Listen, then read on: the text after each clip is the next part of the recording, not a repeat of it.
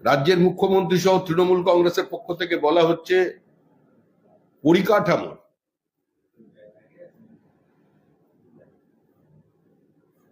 এই ভেঙে পড়ার অন্যতম কারণ হচ্ছে জুনিয়র ডাক্তারদের আন্দোলন। কিন্তু যারা আন্দোলন করছেন তারা কোন পরিস্থিতিতে আন্দোলন করছেন? গতকাল মুখ্যমন্ত্রী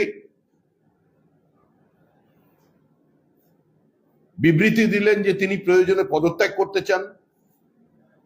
আমরাও আন্দোলন করছি, দফা এক, দাবি এক, মুখ্যমন্ত্রীর পদত্যাগ। কিন্তু আমরা জানি উনি দেহত্যাগ করতে পারেন, কিন্তু পদত্যাগ করবেন না। তৃণমূল কংগ্রেসকে ক্ষমতা থেকে সরিয়ে দিতে হবে। আজকে যে চূড়ান্ত অরাজক অবস্থা তৈরি হয়েছে, জুনিয়র ডাক্তাররা আন্দোলনে যেতে বাধ্য হয়েছে, বিভিন্ন জায়গায় তাদের প্রাণনাশের হুমকি পর্যন্ত দেয়া হচ্ছে। নির্বাচিত জনপ্রতিনিধি, বিধায়ক যে ভাষায় চিকিৎসকদের আক্রমণ করছেন, যেটা কোনো সুস্থ স্বাভাবিক রাজনৈতিক সমাজের ভাষা নয়। মুখ্যমন্ত্রী সুপার স্পেশালিটি হসপিটালের বাস্তব চিত্র কি মানুষের জানা? ডিস্ট্রিক্ট হসপিটালে কোনো জীবনদায়ী ওষুধ নেই, এমনকি ক্যান্সার পেশেন্টদের পুরো সাইকেল কমপ্লিট করবার মতো মেডিসিন তাদের কাছে নেই। শ্যাডো মানির মধ্যে দিয়ে বিভিন্ন জায়গায় কন্ট্রাক্টরদের কাছ থেকে, সাপ্লায়ারদের কাছ থেকে মেডিসিন নেওয়া হয়েছিল, কিন্তু তারপরে তাদের পেমেন্ট হয়নি। এখন তারা পর্যন্ত সরবরাহ বন্ধ করেছে।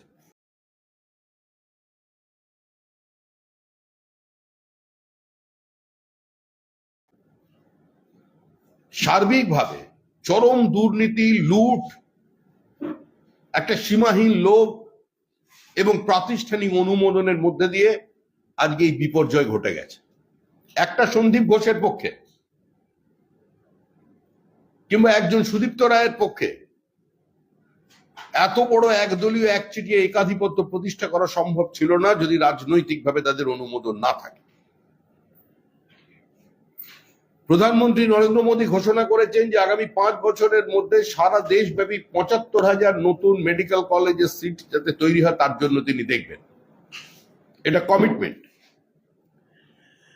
2022 সালে অগাস্ট মাসে মুখ্যমন্ত্রী ঘোষণা করেছিলেন 7টা নতুন জেলা তিনি তৈরি করে দেবেন। প্রতি জেলায় একটা করে মেডিকেল কলেজের যে পরিকল্পনা এবং যে কর্মসূচি আছে, সারা দেশ জুড়ে যে কাজ চলছে, আজকে পশ্চিমবঙ্গে সেই কাজকে ত্বরান্বিত করতে হবে, এটাই আমাদের দাবি। আলিপুরদুয়ার, দক্ষিণ দিনাজপুর, কালিম্পং এবং পশ্চিম বর্ধমান, এখানে কোনো মেডিকেল কলেজ নেই। আমরা মুখ্যমন্ত্রীকে বলতে চাই যে এই 7টি জেলার শুধুমাত্র আপনার ঘোষণা ছিল, এই 7টি জেলায় যদি নতুন করে আজকে মেডিকেল কলেজের নিয়ে আসা যায়, তাহলে এই ওভারবার্ডেন যে মেডিকেল সিস্টেম আছে, যে হসপিটালে রুগীর চাপ, সেই তুলনায় বেড নেই এবং প্রয়োজনীয় হয়তো সেই সংখ্যক বিশেষজ্ঞ চিকিৎসক নেই।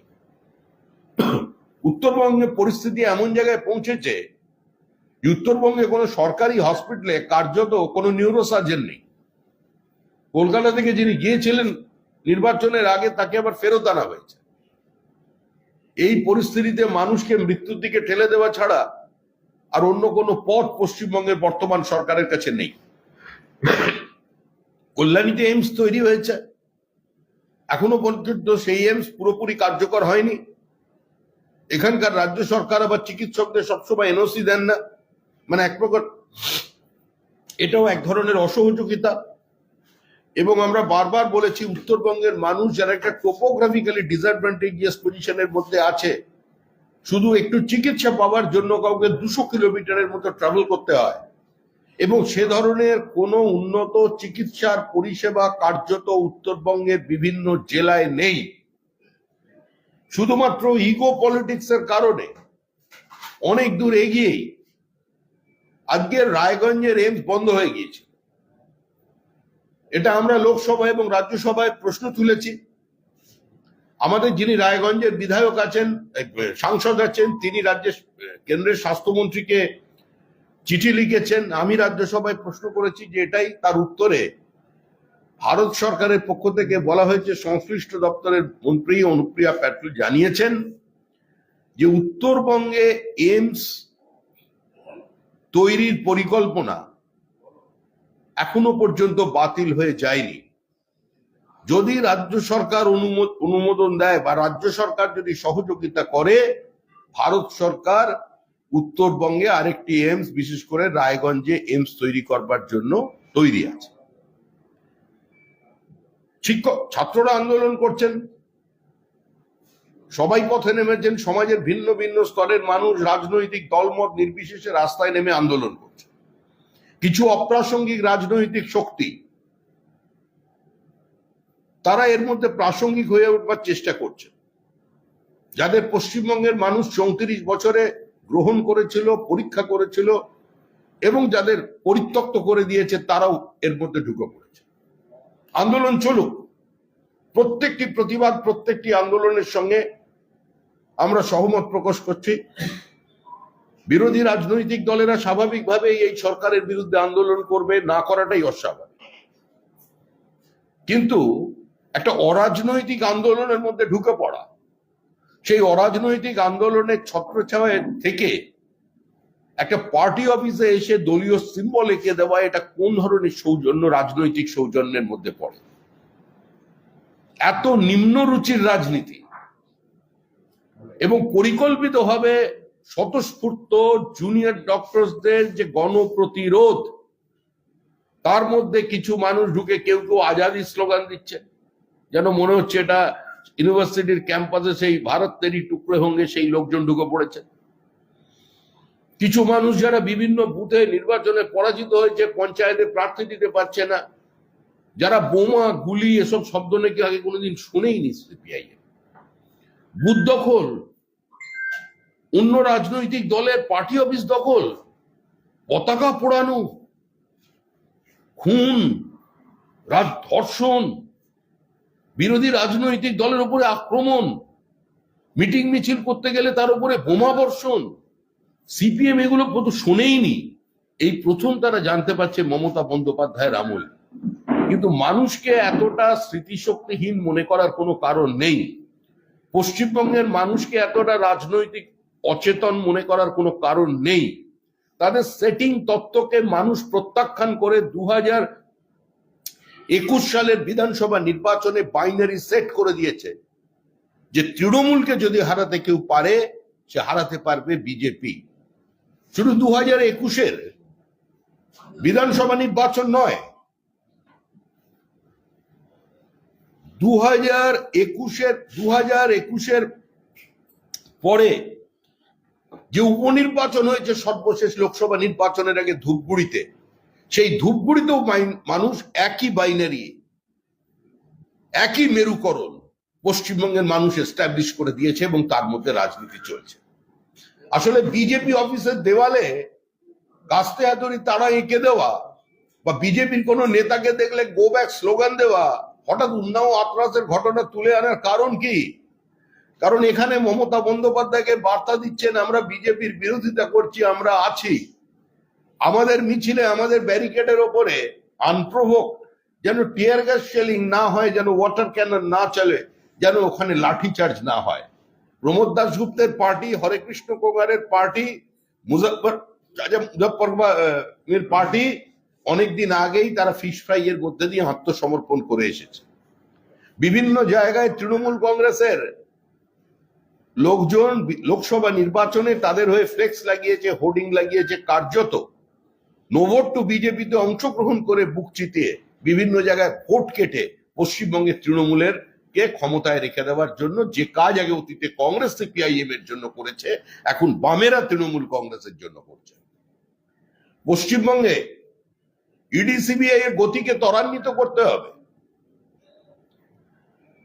পশ্চিমবঙ্গে বিকাশ ভট্টাচার্য আজকে চাকরি চুরির বিরুদ্ধে তিনি লড়াই করেছেন, তিনি অসহায় প্রতারিতদের পাশে দাঁড়িয়েছেন, কিন্তু তার দল, তাদের যে রাজনীতি, দিল্লিতে গিয়ে আবার বলছেন ইডি সিবিআই এর প্রতিহিংসা পরায়ণ এই মনোভাবের জন্য আমরা এখানে একসঙ্গে ওয়াকআউট করছি তৃণমূলের সঙ্গে।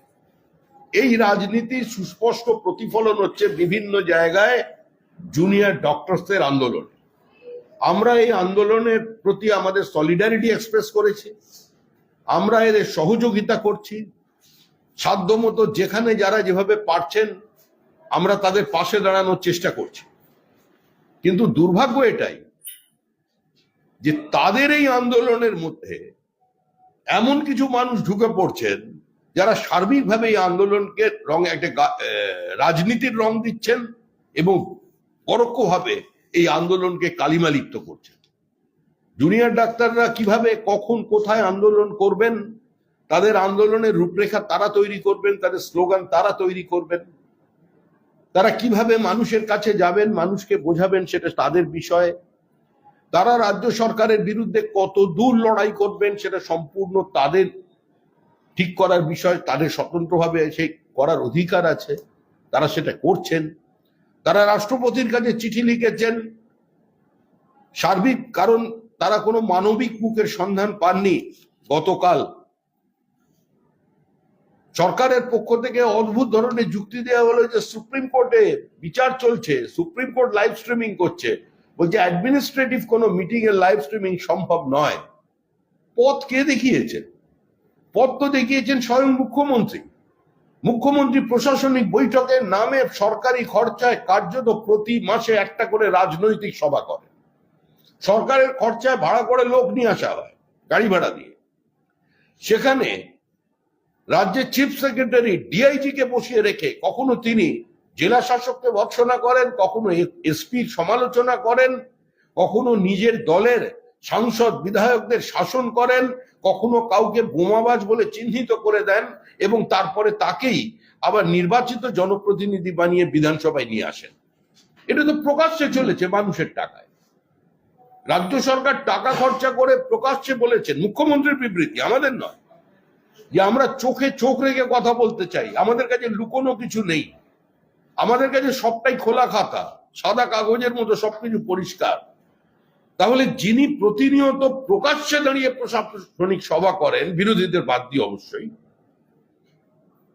যিনি প্রকাশ্যে একজন জেলা শাসককে সকলের সামনে তার কার্যক্ষমতা নিয়ে প্রশ্ন তোলেন এবং সেটা সারা দেশের মানুষ দেখেন, তিনি আজকে হঠাৎ কি কারণে রাজি হলেন না? যখন একটা চূড়ান্ত বিপর্যয় নেমে এসেছে, যখন আন্দোলন একটা চরম পর্যায়ে পৌঁছে গেছে, এমনকি রাজ্যের যে 93,000 ডাক্তার আছেন সেই সিনিয়র ডক্টরসরাও বলছেন যে কোনো স্ট্রিনজেন্ট অ্যাকশন যদি জুনিয়রদের বিরুদ্ধে নেওয়া হয় আমরাও কিন্তু বন্ধ করে দেবো, কর্মবিরতিতে চলে যাব, পেন ডাউন করে দেবো। এই পরিস্থিতি, এই সম্পূর্ণ একটা অবরুদ্ধ হয়ে যাওয়া মানুষের স্বাস্থ্য ব্যবস্থা, এটার জন্য দায়ী কে? দায়ী তো এই রাজ্য সরকার। আর সেই রাজ্য সরকারকে ঘুরপথে আন্দোলন, সেই রাজ্য সরকারকে সমর্থন করছে এখানকার সিপিআইএম। মুখে বিবৃতি দিচ্ছেন আর দিল্লি গিয়ে একসঙ্গে পার্লামেন্ট থেকে ওয়াকআউট করছে। দিল্লিতে জোটের কথা বলে ইডি সিবিআই এর প্রতিহিংসার রাজনীতি করছে বলে দুজনে একসঙ্গে মিছিল করছে। এই অবস্থা বেরিয়ে আসতে হবে। আমরা আবার বলছি জুনিয়র ডাক্তারদের প্রতি আমরা আমাদের সলিডারিটি, আমাদের সহযোগিতা, আমাদের সহমর্মিতা যেখানে আমরা যেভাবে পাচ্ছি, যারাই এই আন্দোলনে আছে, কোনো আন্দোলনকে আমরা রং লাগাতে চাই না। আমাদের কর্মীরা, সমর্থকরা সবকটা আন্দোলনের মধ্যে থাকছেন, কিন্তু কোনো জায়গায় তারা বিজেপির স্লোগান দেয়নি, কঠোরভাবে সেটাকে নিয়ন্ত্রণ করে দেওয়া হয়েছে।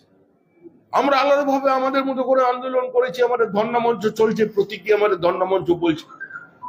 এটাও ঠিক যে 16 তারিখের পরে আমরা আবার আন্দোলনে থাকবো, দুর্গা পুজোতে থাকবো, লক্ষ্মী পুজোতে থাকবো, কালী পুজোতে থাকবো, ভাইফোঁটায় থাকবো। আমরা পুজো প্যান্ডেলের বাইরে বুক স্টল যেরকম আমরা হয় সেখানে থাকবো, আমরা আমাদের মতো করে প্রতিবাদ করব। কিন্তু যেভাবে আন্দোলনকে কালিমালিপ্ত করার চেষ্টা করা হচ্ছে কার্যত কয়েকটি সংগঠনের দ্বারা, যাদের ভারতবর্ষের মানুষ যাদের রাজনীতিকে প্রত্যাখ্যান করেছে, যাদের কোনো গ্রহণযোগ্যতা নেই, যারা নির্বাচনে দাঁড়াবার মতো সাহস রাখে না, নির্বাচনকে ফেস করতে পারে না, বিভিন্ন জায়গায় নিরস্ত্র নিরপরাধ মানুষকে খুন করে, হত্যার রাজনীতি, রেললাইন ওড়ানোর রাজনীতি, তারা এখন এর মধ্যে ঢুকেছে। এর থেকে সতর্ক হতে হবে। আর সিপিএম অপ্রাসঙ্গিক বাংলার মানুষ করে দিয়েছেন, তারা বিজেপির পার্টি অফিসের দেওয়ালে কাস্তে হাতুড়ি তারা এঁকে মানুষের চোখের তারার সঙ্গে তাদের ওই তারাটাকে মিলিয়ে দিতে পারবেন না। সিপিএম যে যত চেষ্টাই করুক না কেন, এই পোলারাইজেশন ভাঙবার ক্ষমতা সিপিআইএম এর নেই।